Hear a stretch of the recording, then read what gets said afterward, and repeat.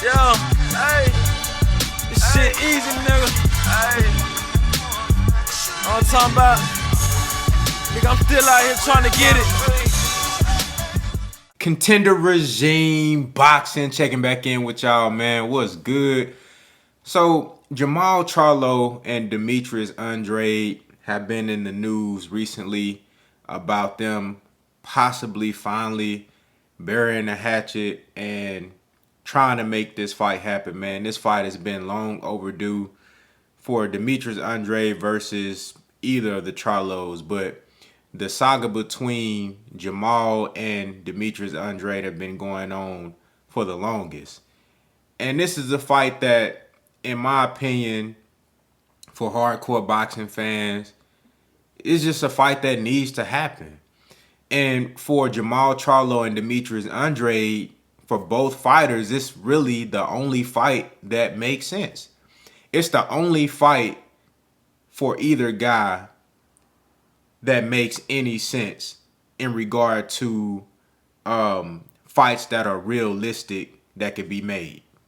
Because neither JERMALL CHARLO or DEMETRIUS ANDRADE have the luxury of fighting anybody that they want to fight.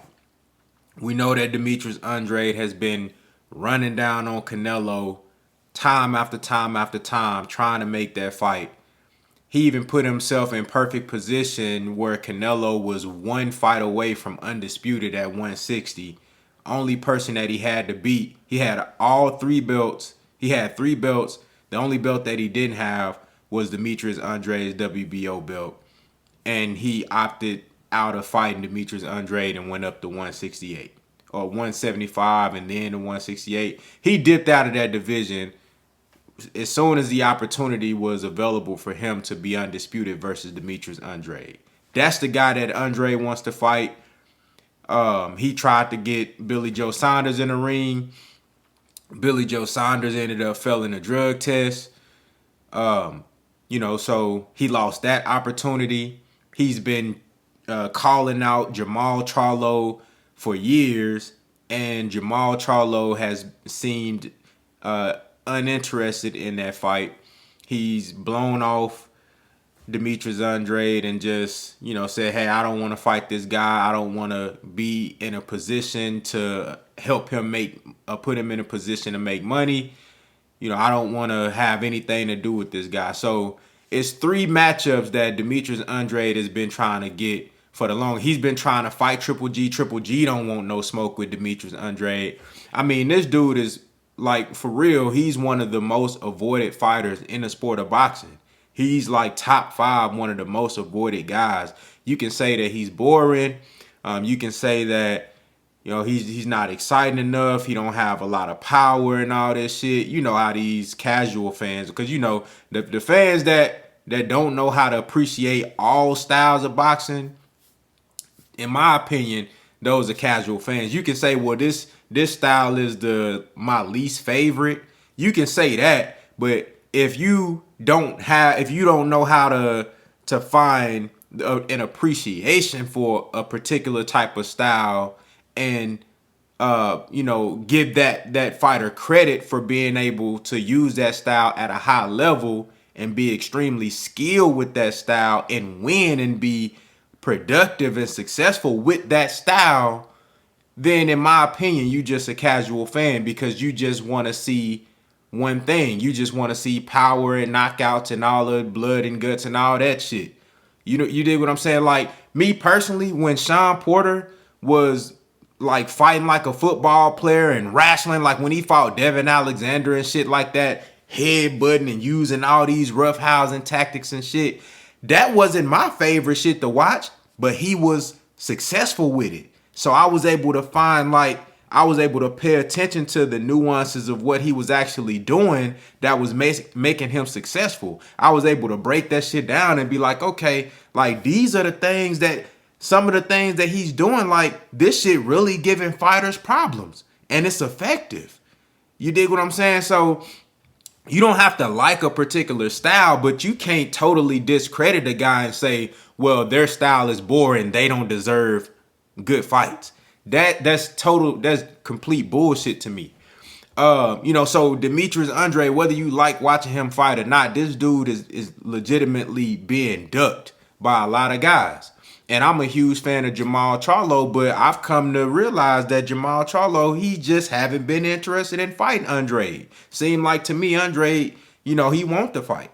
You know what I'm saying? And the reason why I'm putting emphasis on both of these guys, but especially with JERMALL CHARLO, is because JERMALL CHARLO, he don't have the luxury of fighting anybody that he wants to fight. He's kind of in the same position as Demetrius Andrade. Now, he has a few more options, in my opinion, than Andrade has, but the guys that he actually want to fight, he can't get. He wants to fight Canelo Alvarez. Canelo Alvarez hasn't seemed the least bit interested in fighting JERMALL CHARLO for his entire career. When they was at 154, Canelo seemed uninterested. When he moved up to 160 and became the #1 contender for the WBC created the franchise title in order to keep Canelo out of any position to be forced to fight guys that he just may have not really wanted to fight. That's all the franchise title is. It's a political title to put you in position to maneuver and be extremely strategic and not have to do things that other champions have to do, like fight mandatories or possibly have to fight your #1 contender if he does get mandated and shit like that. You know what I'm saying? So JERMALL CHARLO has been wanting to fight Canelo, couldn't get that fight. He's been wanting to fight Triple G for the longest. Triple G have not shown any interest in fighting JERMALL CHARLO. Triple G can unify with JERMALL CHARLO right now. He could have been unified with JERMALL CHARLO, but he's been busy fighting, random motherfuckers. You dig what I'm saying? So, it's been so much bullshit going on at the middleweight division, which is why that division has been extremely stagnant for years now. I mean, that division has been like the Wild Wild West, and when you see like them old movies, them old westerns, where you just see it's nothing but dirt and dust, and you see them little dust balls roll across the screen and shit. That's how the 160-pound division is. That shit is inactive. Ain't nothing really popping off at 160. And it's a lot of talent there. There's really no reason for this. You know what I'm saying? So that's why I say JERMALL CHARLO and Demetrius Andrade, they need to fight. Neither one of these guys are, selling out no huge venues. Now, JERMALL CHARLO always do a nice turnout in Houston. You know what I'm saying? Andrade, he's really a relatively unknown fighter. Don't have a real huge backing like that. You dig what I'm saying? But, these guys are not, nobody's really knocking down the door to fight either one of these guys. Now, we know David Benavidez has been calling out JERMALL CHARLO very aggressively for the last year or so, but he's fighting in a whole nother division. You know what I'm saying? So, but that's one guy.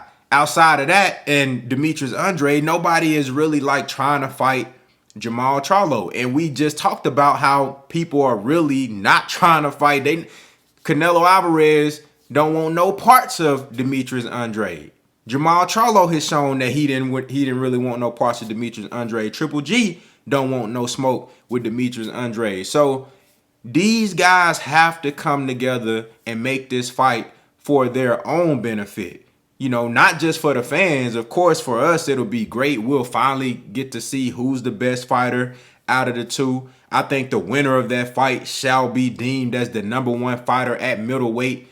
I think that fight puts either one of these guys in pound for pound conversation. You dig what I'm saying? Both of them are multi-divisional champions. Very skilled fighters, have done some nice things in the sport of boxing, but just not enough to really garner that respect that they both feel that they deserve. And some of it is self-inflicted and a lot of it is not. But these guys have to find a way to come together and make this fight happen. It's 2022. Like I said, you don't have many options. If you're going to fight at 160, who else you going to fight? There's literally nobody else that makes sense for you to fight. You don't have the luxury of unifying with somebody else because people want to fight you. You got a name. you make money. You know what I'm saying? You bring in revenue and excitement and fans, and just fighters want to fight you for that alone. You don't have the option to just say, well, I don't want to fight Andrade right now because I can go unify with this guy and make money, and it's another belt. Demetrius Andrade, you don't have the luxury of that. The only fight that makes sense is JERMALL CHARLO versus Demetrius Andrade. And somehow that shit they gotta find a way to make that shit work. You dig what I'm saying? I think that's a legitimate 50-50 fight. You know, for over the past, 5 or 6 years, I've always leaned towards JERMALL CHARLO. But man, with the inactivity of JERMALL CHARLO and the way Demetrius Andrade has performed in his last couple of fights, I think I always thought it was 50-50. But I really like Demetrius Andrade's chances in that fight. With considering JERMALL CHARLO's last performance and considering Demetrius Andrade's last performance, they right there neck and neck in my opinion. But styles make fights, and it's just gonna really come down to which fighter can impose their style on the opposition the best. Who gonna have the best game plan and who can impose their style and make the other fighter do the shit that they don't want to do.